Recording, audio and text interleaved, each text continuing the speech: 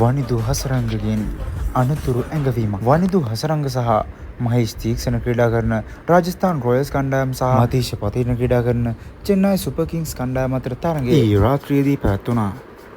එහිදී ලකුණු 6ක සුපිරි ජයක් ලබා ගැනීමට වනිදු හසරංග ප්‍රමුඛ රාජස්ථාන් රොයල්ස් කණ්ඩායමට හැකියාව ලැබුණා.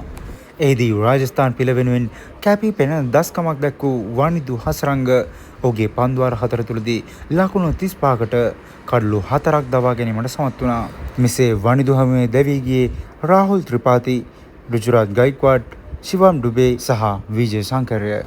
ඒ අතරින් විජය ශංකර්, ගයික්වාඩ් සහ ශිවම් ඩුබේ වනිදු හසරංගහට 6 පහරක් එල්ලකොට ඊළඟ පන්දුව හමුවේම දැවී යාම තුළින් වනිදු පිතිකරුවන්ට දෙන අනතුරු වැඟවීම නම් ඩෝන්ට් හිට 6 to හසරංග.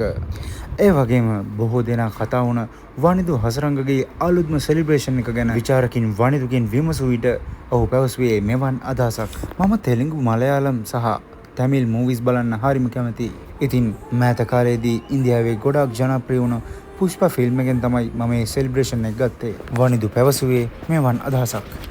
ඉතින් වනිදුගේ මේ අලුත්ම සෙලිබ්‍රේෂන් එක වුණු පුෂ්පා ෆිල්ම් එකේ අල්ලු අර්ජුන්ගේ ට්‍රේඩ්මාර්ක් ඇක්ෂන් එක ගැන ඔයාලා මොකද හිතන්නේ?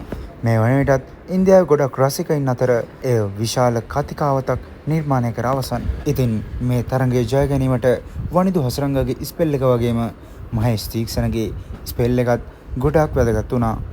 ඔහු අද තරගයේදී කඩලු දවා නොගත්තත් ඔහුගේ පන්දුවාර 4 ලකුණු 30කට සීමා කිරීමට මහේෂ් තීක්ෂණ සමත් වුණා.